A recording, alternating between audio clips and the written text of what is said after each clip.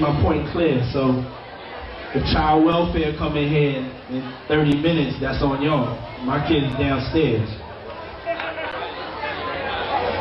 15 minutes, the kids have to go. Thank you very much.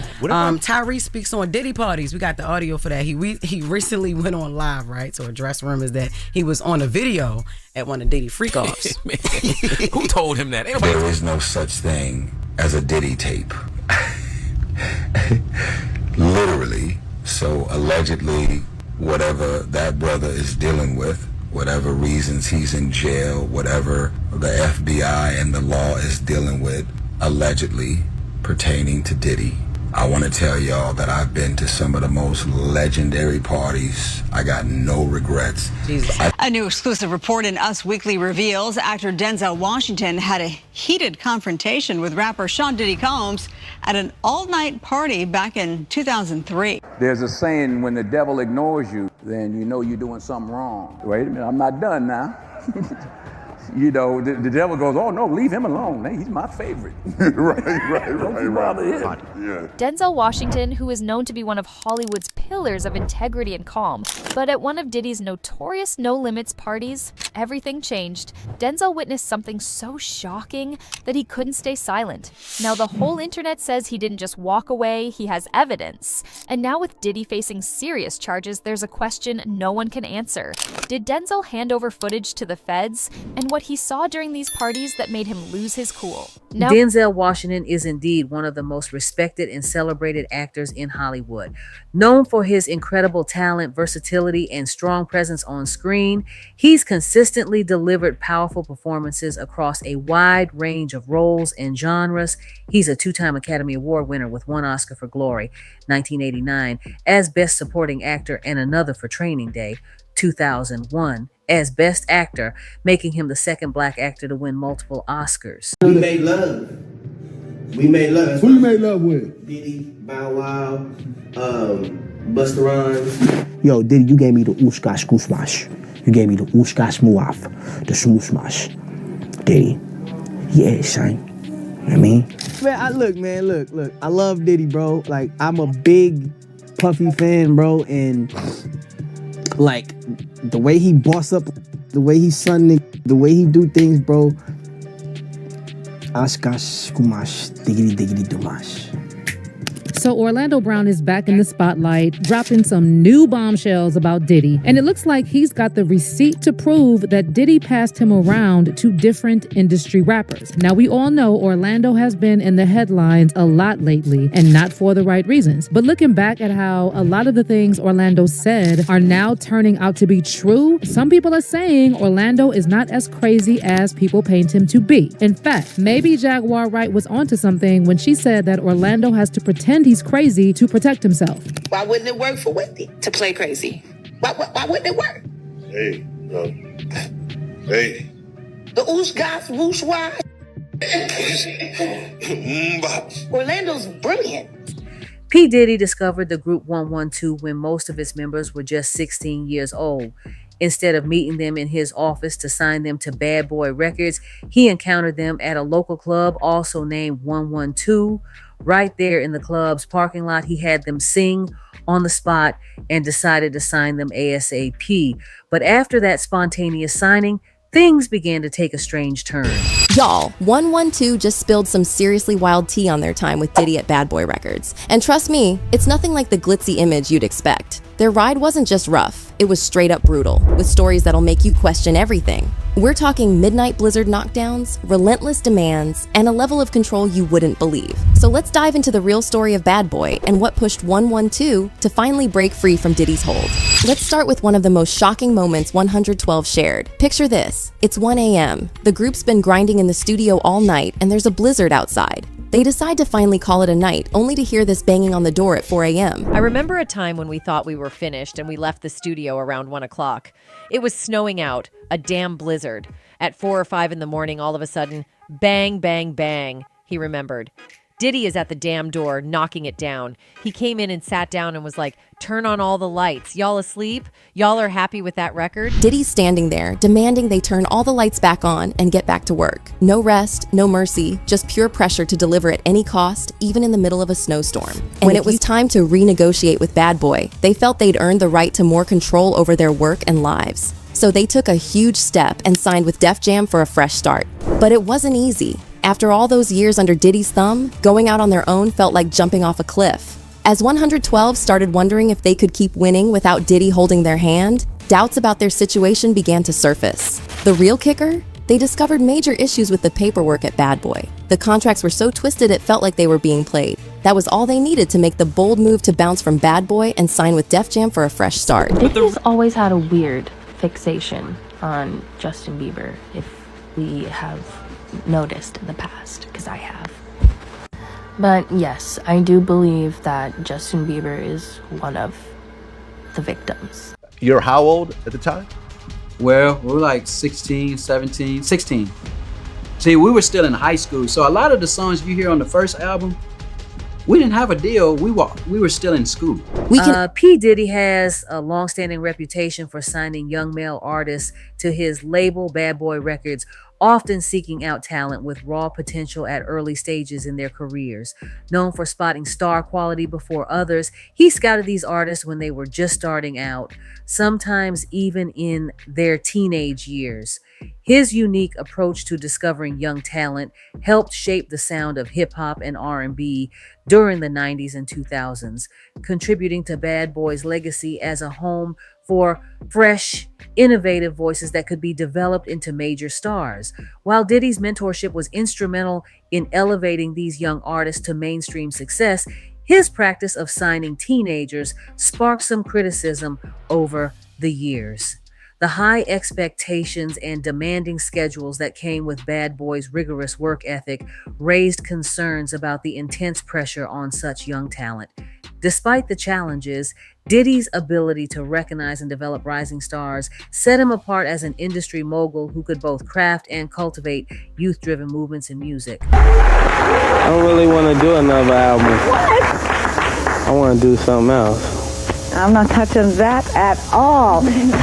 Everything now that we see playing out was all the things I escaped.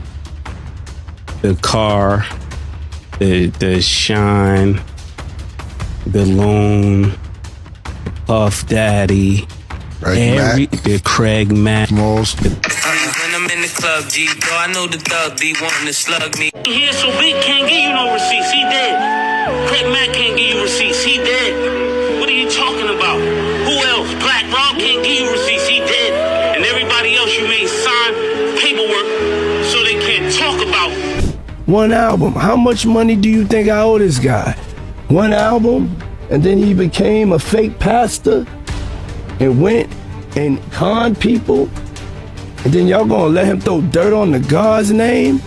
I went through every step on how to deal with him.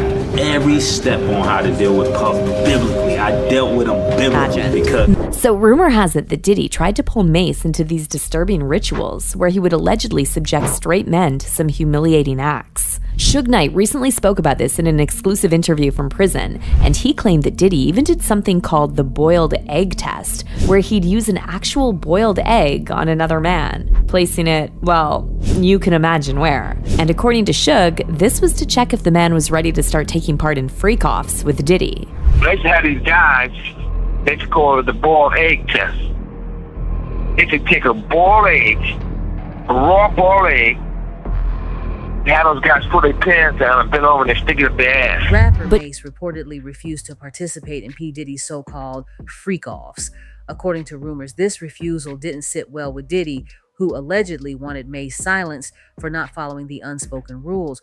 Although Mase was deeply religious and considered himself a God-fearing man, his convictions seemed to put him at odds with Diddy's lifestyle and expectations. Okay. Well, P. Diddy's supposed to be releasing a gospel album. What came to your mind when you heard that? What thoughts did you have? Y'all want me to answer that? I mean, yeah. I mean, can RuPaul put out a gospel album? So Mase was over the industry. And that same year, he shocked everyone by announcing his retirement, saying he was leaving rap to follow a calling from God. And the real reason why I decided to start rapping, I just wanted to better my life. I wanted to do something better for my life. Not all the time money is the best thing for your life. Like, I look at a lot of people that's rich, and I've seen a lot of women that's rich, and I'm yet to really see a happy, rich person, like deep down in their heart, really happy. Did giving back to publishing fix any damaged relationships that you might have had with those artists? I wasn't. There's so many misconceptions that people think they know what's going on. I didn't have no problems with people. Mase, I think the main one was Mase. Yeah. Major with me and Mase, we brothers, and Mase, I got unconditional love for Mase. So me and Mase, I don't know if me and Mase stop arguing now or something like that, but I'ma still love Mase. Yeah. I give him thanks for like really helping to really launch my career as an artist, and was there with me from the beginning and stuff like that. But when you're like in a group with somebody, you know what I'm saying? You're tied together for life. You'll have your brotherly ups and downs, but I always love Mase, always give thanks to Mase. And me and Mase, we also got, spoke and was just like, had a real conversation. Because I think even though if I didn't agree with Mase, he was a catalyst for me to look from within, you know what I'm saying? Of course. And con people. But fast forward to September 2023, just weeks before Cassie dropped her bombshell lawsuit, and Diddy suddenly had a change of heart and announced he was giving back publishing to Mase and several other bad boy artists. That same month, Diddy also went on The Breakfast Club again and claimed he and Mase had made up and it was all brotherly love between them. Of course, in hindsight, we know why Diddy was doing all this. He knew Cassie was about to drop her lawsuit and all hell was going to break loose. So this was his last-ditch attempt to try and keep control of the narrative.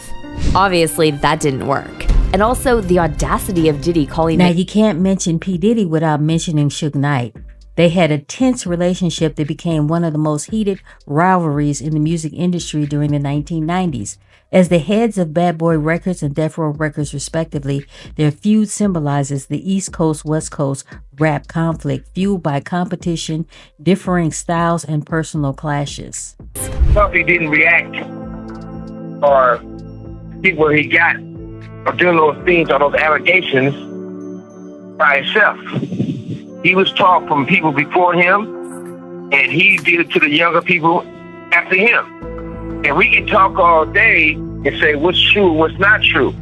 Only truth part about it is videos, conversations, and people can see what they've done. Mm-hmm.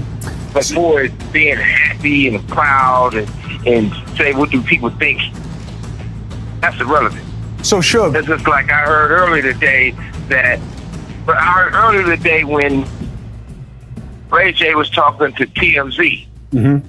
I got love for Harvey. But I see Charles always got something negative to say when it comes to West Coast people. And Charles tried to make a reference to say that, how do I feel when I'm in prison? Yeah, I'm in prison. I guarantee you I'm free more than Charles. If I feel like sleeping to 5 o'clock, I want to sleep 12 hours a day, I can. Sure. But besides all that, the fact is, it's not no competition who's going to talk the loudest or talk the best. It's not something positive that can help anybody. I don't get on no platforms that should be something positive. It ain't. Well, first of all, you got to start with at the top. You starting with the top. Clyde Davis, Russell Simmons, Andre Harrell, Jimmy Iovine. Even if you take Jimmy Iovine, he had an allegation from him, same thing, he went away. You take Jimmy Iovine. They told me at Universal and Interscope, they said, you know what? We can't deal with artists that gets in trouble. And your artist gets in trouble, they talk crazy. Let's think about what they see. Now, I was told that I can't do business there because of that. Now, Doug Morris gave Puffy a deal for millions of dollars. It flopped.